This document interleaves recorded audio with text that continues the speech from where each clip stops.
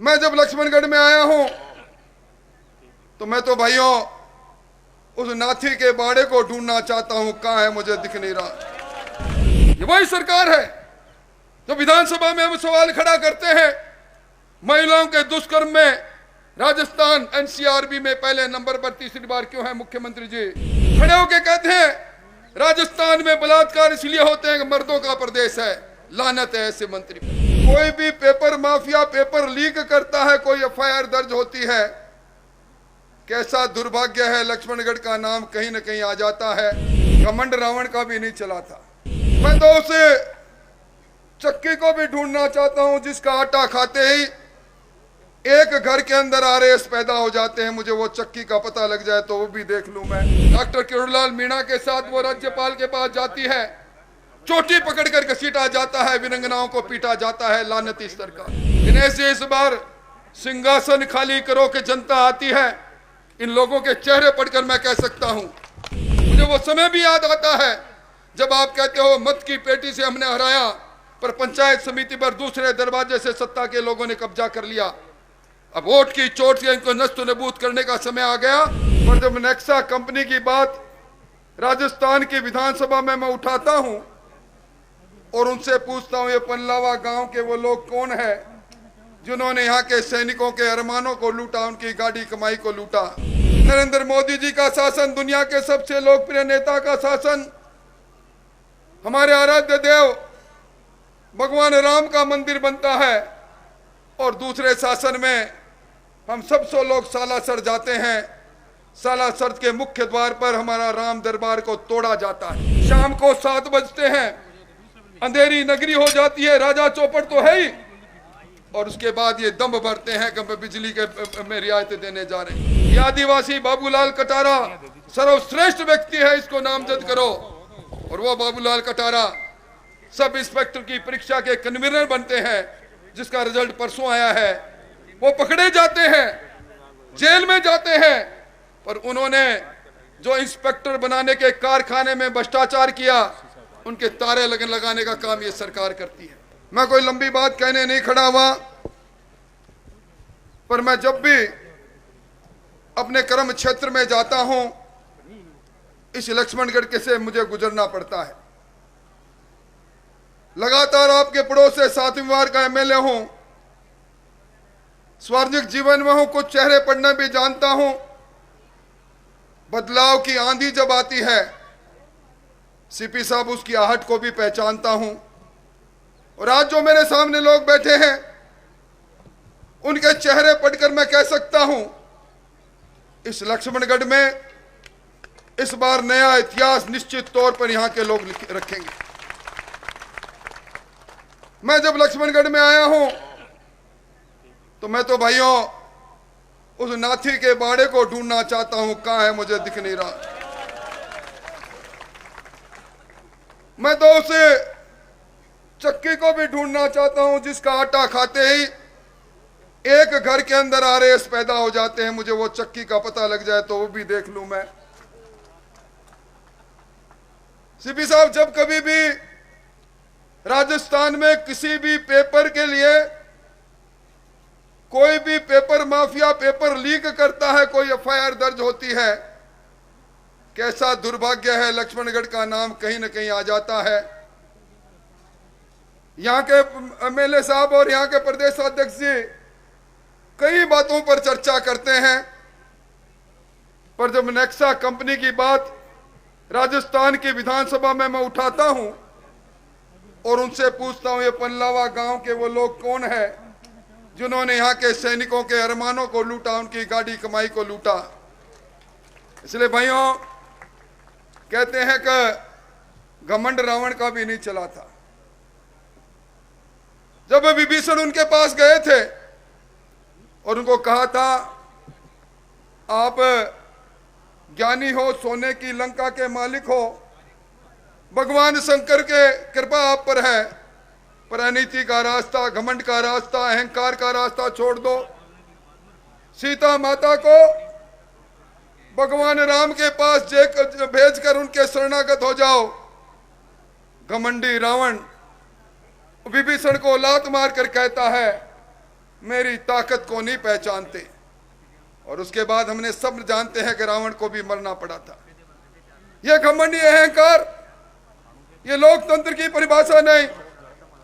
और मैं तो इस अवसर पर एक ही बात कहूंगा, आपने दोनों शासन को देखा।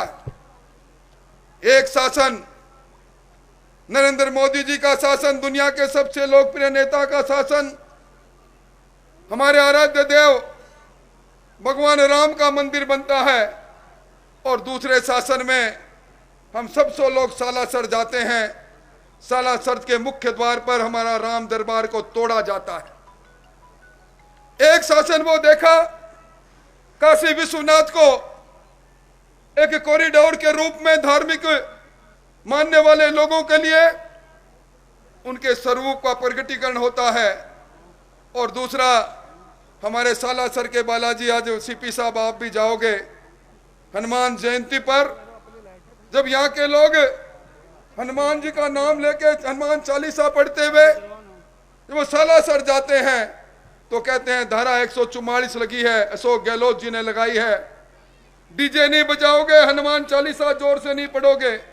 ये शासन में अंतर देखिए। एक शासन वो है बिना मांगे, बिना खड़क, बिना ताल, राजस्थान के किसानों के खाते में अब तक 76 लाख किसानों के खाते में 16,600 करोड़ रुपए भेजता है। मोदी जी का वो कमाल, दुनिया के सबसे लोकप्रिय नेता किसान के सम्मान में निधि भेजते हैं। और दूसरा शासन वो जो आपके दरबार में आकर कहता है एक बार शासन दे दो, मौका दे दो, आपका पूरा कर्जा माफ हो जाएगा। और जब विधानसभा में हम सवाल लगाते हैं तो कहता है हाँ ये बात सही है कि फसली ऋण नहीं चुकाने के कारण से 19,000 किसानों की जमीन 1, 2, 3 करके नीलाम हो गई और 1,14,000 किसानों के खाते एनपीए हो गए। एक शासन वो है जो किसान की फसल को सुरक्षा चक्र देने के लिए प्रधानमंत्री फसल बीमा योजना, इस राजस्थान में इस योजना में 25,000 करोड़ रुपए किसान को मुआवजे में मिलते हैं। और दूसरा शासन वो है जो राजस्व नहीं भेजता, प्रीमियम में अपना हिस्सा नहीं भेजता और खरीफ 2021 के किसान जगह जगह धरने पर बैठते हैं। ये लूट और झूठ की सरकार। और मैं समझता हूं यहां जब कहते हैं कि शेखावाटी में बच्चा पैदा होता है तो जिगर में आग लेकर पैदा होता है, ये वो धरती है जो स्वाभिमान की लड़ाई लड़ी जाती है। लोकतंत्र के लिए, देश की आजादी के लिए जमनालाल बजाज जैसे कई हमारे लोगों ने कुर्बानियां दी थी। पर यहाँ लोकतंत्र को हम घुटते तब देखते हैं जब हमारे पास बहुमत होते हुए भी रात के अंधेरे में हमारे एक पंचायत समिति के सदस्य को निलंबित किया जाता है।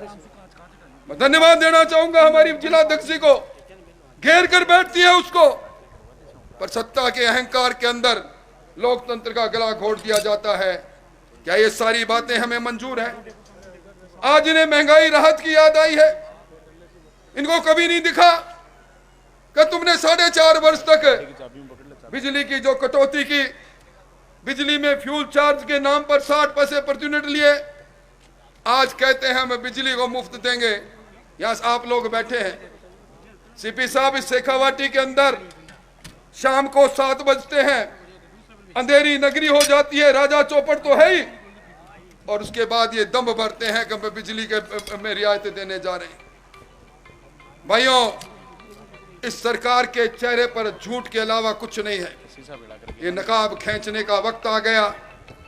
और मैं समझता हूं कि जहां आरपीएससी जैसी संवैधानिक संस्था के अंदर मुख्यमंत्री जी नामजद करते हैं, ये आदिवासी बाबूलाल कटारा सर्वश्रेष्ठ व्यक्ति है, इसको नामजद करो।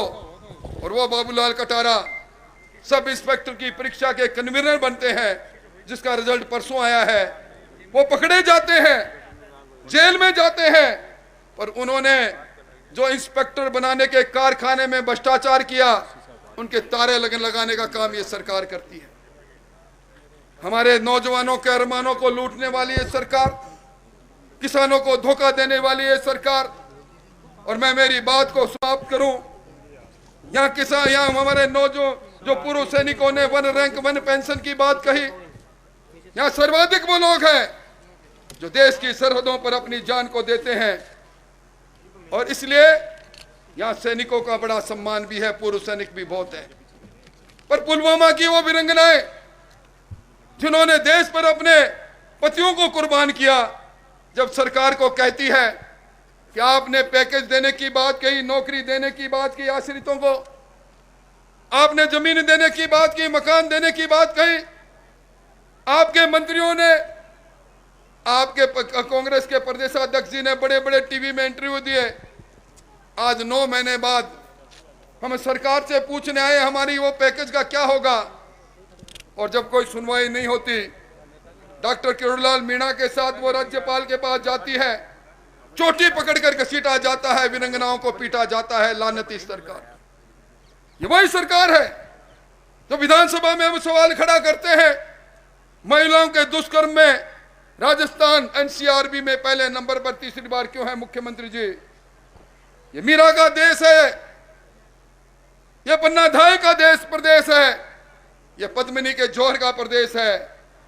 तो कहते हैं हमारे संसदीय कार्य मंत्री, गृह मंत्री के रूप में राठौड़ साहब विराजो आप, मैं बोल रहा था, मैंने सोचा मैंने विधानसभा में कोई आंकड़ा गलत रख दिया होगा। खड़े होके कहते हैं राजस्थान में बलात्कार इसलिए होते हैं कि मर्दों का प्रदेश है। लानत है ऐसे मंत्री पर। इसलिए भाइयों, जहां चारों ओर लूट मची है, झूठ और परपंच पर, जहां अपनी चुनावी वैतरणी को पार करने के लिए मुख्यमंत्री जी अब स्मार्ट टेलीफोन देने की बात करते हैं, अन्नपूर्णा के किट देने की बात करते हैं। यह ऐतिहासिक जमीन है, और मैं समझता हूं जो दिनेश जोशी जी के मन में दर्द है, दिनेश जी इस बार सिंहासन खाली करो कि जनता आती है, इन लोगों के चेहरे पढ़कर मैं कह सकता हूं, मेरा बड़ा अनुभव है, यहां से गुजरता रहा हूं, आपके चेहरे पर दर्द भी देखता हूं। मुझे वो समय भी याद आता है जब आप कहते हो मत की पेटी से हमने हराया, पर पंचायत समिति पर दूसरे दरवाजे से सत्ता के लोगों ने कब्जा कर लिया। अब वोट की चोट से इनको नष्ट नबूद करने का समय आ गया। इसलिए आप सब लोग खड़े हो जाओ और खड़े होकर इस सरकार को नष्ट नबूद करो, और सबका काम, सबका विश्वास, सबका प्रयास और सबका विकास की बात कहने वाले, जिनको दुनिया ने माना, अमेरिका की कंपनी ने, मॉर्निंग कंसल्ट ने माना कि दुनिया के सबसे दमदार और लोकप्रिय नेता है तो नरेंद्र मोदी है। नरेंद्र मोदी जी के हाथ मजबूत करने के लिए, डबल इंजन की सरकार बनाने के लिए हमें कोशिश करनी चाहिए। बहुत बहुत धन्यवाद।